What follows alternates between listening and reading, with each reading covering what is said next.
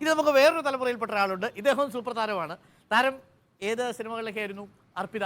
ഞാൻ ഒരു താത്ത അവളുടെ താന്ന് പറഞ്ഞ കുട്ടികളുടെ സിനിമയുണ്ട്.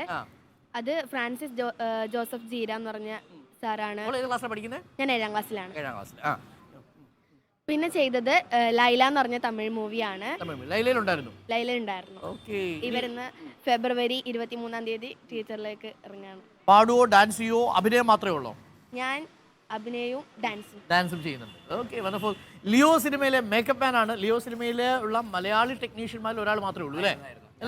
ഞാനായിരുന്നു. പേരെന്ന് പറഞ്ഞേ? എന്റെ പേര് രജീഷ് പൊതാവൂർന്നാണ്. രജീഷ് ചീമേനിക്കടുത്ത് പൊതാവൂരാണ് എന്റെ സ്ഥലം. എങ്ങനെയാണ് ലിയോയിലെ ഒരു എക്സ്പീരിയൻസ് എങ്ങനെ ഉണ്ടായിരുന്നു? ഞാൻ ശരിക്കും ബാബു ആന്റണി സാറിന്റെ കൂടെ ഏകദേശം ഒരു 14-15 വർഷമായിട്ട് അദ്ദേഹത്തിന് പേഴ്സണലായിട്ട് വർക്ക് ചെയ്യുന്ന ഒരാളാണ്. അങ്ങനെ സാറിന്റെ കൂടെയാണ് ഞാൻ ആ പടത്തിന് പോയത്. പിന്നെന്താ പറയാ, ജീവിതത്തിൽ ഒരിക്കലും മറക്കാൻ പറ്റാത്ത ഒരുപാട് അനുഭവങ്ങൾ ലിയോയിൽ എനിക്ക് കിട്ടി. ഞാൻ ഏറ്റവും ഇഷ്ടപ്പെടുന്ന വിജയ് സാറിന്റെ കൂടെ വർക്ക് ചെയ്യാൻ പറ്റി. വലിയൊരു എക്സ്പീരിയൻസ് ആയിരുന്നു സിനിമ. വിജയ് ഒരു പുതിയ പാർട്ടി ഉണ്ടാകുന്നുണ്ട്. അതിന് വലിയൊരു സങ്കടമുണ്ട്. എന്താ വെച്ചാൽ വേറൊന്നല്ല, നമ്മൾ ഇനിയും ഒരുപാട് സിനിമകളിൽ നിറഞ്ഞു കാണണമെന്ന് ആഗ്രഹിക്കുന്ന ഒരു താരം പെട്ടെന്ന് അത് വിട്ട് അങ്ങനെ പോകുമ്പോൾ നമ്മൾ ഒരുപാട് കാണാൻ ആഗ്രഹിക്കുന്ന സിനിമകൾ മിസ്സായി പോകില്ലേ എന്നൊരു സങ്കടമുണ്ട്. ഓക്കെ, അപ്പോൾ നോക്കൂ, കാസർഗോഡ് അങ്ങനെ ഒട്ടേറെ കലാകാരന്മാർ. നമുക്ക് സമയത്തിന്റെ പരിമിതി ഉണ്ട്, ഇല്ലെങ്കിൽ കുറേ കാര്യങ്ങൾ എനിക്ക് രണ്ടുപേരും ചോദിച്ചറിയണമെന്നുണ്ടായിരുന്നു. പക്ഷേ നമ്മുടെ സമയം ഒരുപാട് അങ്ങ് വൈകിപ്പോയി. അപ്പോൾ ഓൾ ദി ബെസ്റ്റ് മോളെ, നന്നായിരിക്കട്ടെ. കൂടുതൽ സിനിമകൾ അഭിനയിക്കട്ടെ, കൂടുതൽ തമിഴ് സിനിമകൾ തേടി വരട്ടെ, അതേപോലെ കൂടുതൽ മലയാള സിനിമകൾ വരട്ടെ കേട്ടോ. കൂടുതൽ സിനിമകൾ നമുക്ക് അഭിനയിക്കാം. ഇനി കുറച്ച് നാടക പ്രവർത്തകർ നമുക്കൊപ്പം ഉണ്ട്. എല്ലാ കലാകാരന്മാരും നമ്മളെ കാണാനും ഒക്കെ ആയിട്ട് ഇവിടെ എത്തിച്ചേർന്നിട്ടുണ്ട്. എവിടെയാ? എന്റെ പേര് ശ്രീനാഥ്. റഫീഖ് മണിയങ്ങാനം, ഉദയൻ കാടകം, ഏറ്റവും ഒടുവിൽ അവതരിപ്പിച്ച നാടകത്തിന്റെ പേരെന്താ? മൂരി എന്ന് പറഞ്ഞ മൂരി ഏറ്റവും ലേറ്റസ്റ്റ് ആയിട്ട് അവതരിപ്പിച്ച നാടകം ലൈബ്രറി കൗൺസിലിന് വേണ്ടി ചെയ്തൊരു പ്ലേ ആണ്. നമ്മുടെ നാട് കാസർഗോഡൻ ഗ്രാമീണ നാടകവേദി മികച്ച നടനാണ് ഞാൻ. ആണോ? മൂരിയിൽ എന്തായിരുന്നു കഥാപാത്രം ചെയ്ത്? കർഷകനായിട്ട്. അതിലൊരു പഞ്ച് ഡയലോഗ് എന്ന് പറഞ്ഞേ. മൂരിയിലെ പെട്ടെന്ന് നിങ്ങൾ പറയും, നിങ്ങൾ കണ്ടപ്പോൾ പേടിയായി. അയ്യോ, പേടിയോ? എന്തിനാ? നമ്മളെ കളിപ്പോ നമ്മളൊക്കെ ഏറ്റവും വളരെ കൂളായിട്ട് നിങ്ങളുടെ കൂടെ നിൽക്കുന്ന മനുഷ്യരല്ലേ? പിന്നെ പൂരിയാണ് ഇപ്പം കളിച്ചത്.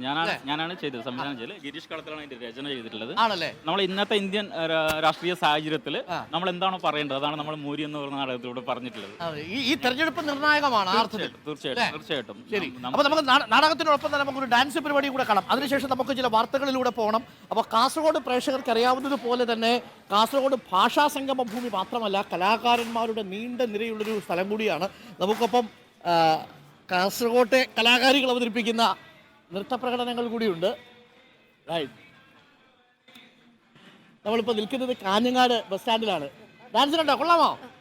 ഈ കണ്ടപ്പോൾ ഡാൻസ് ചെയ്യാൻ തോന്നുന്നുണ്ടോ?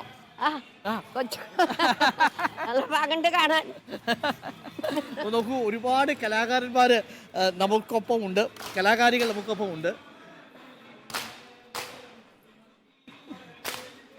ഓക്കെ, അപ്പോൾ ഞാനിതിനിടെ കയറി. അപ്പോൾ ഈ കാഞ്ഞങ്ങാട്ടെയും കാസർഗോട്ടെയും പ്രഭാതങ്ങളും അവിടെയുള്ള മനുഷ്യരും ഒക്കെ സൂപ്പറാണ്. നമ്മളിപ്പോൾ നല്ല മനോഹരമായ ഒരു കാഴ്ചയിൽ നിന്നാണ് കാഞ്ഞങ്ങാട് വന്ന് ഈ കുട്ടികളുടെ കലാപ്രകടനത്തിന് മുന്നിൽ ഇന്നത്തെ പ്രഭാത പരിപാടി അവസാനിപ്പിക്കുന്നത്. നല്ല താളബോധമുള്ള, നല്ല സാഹിത്യബോധമുള്ള, നല്ല ഇഴചേർന്ന് ജീവിക്കുന്ന മനുഷ്യരുള്ളൊരു നാടാണ് കാസർഗോഡ്. ആ കാസർഗോഡിനെ കുറിച്ച് എത്ര പറഞ്ഞാലും നമുക്ക് മതിയാവില്ല. നമ്മൾ പലപ്പോഴും കാസർഗോഡിനെ വേണ്ടത്ര രീതിയിൽ ദൃശ്യമാധ്യമങ്ങളിലടക്കം ചന്ദ്രഗിരിപ്പുഴയും ആ ചന്ദ്രഗിരിപ്പുഴയുടെ തീരത്തുള്ള കാസർഗോഡ് നഗരത്തെയും ഒക്കെ, അല്ലെങ്കിൽ കാസർഗോഡ് ഗ്രാമങ്ങളെയും ഒക്കെ എത്രമാത്രം ചിത്രീകരിച്ചിട്ടുണ്ടെന്ന് എനിക്ക് സംശയമുണ്ട്.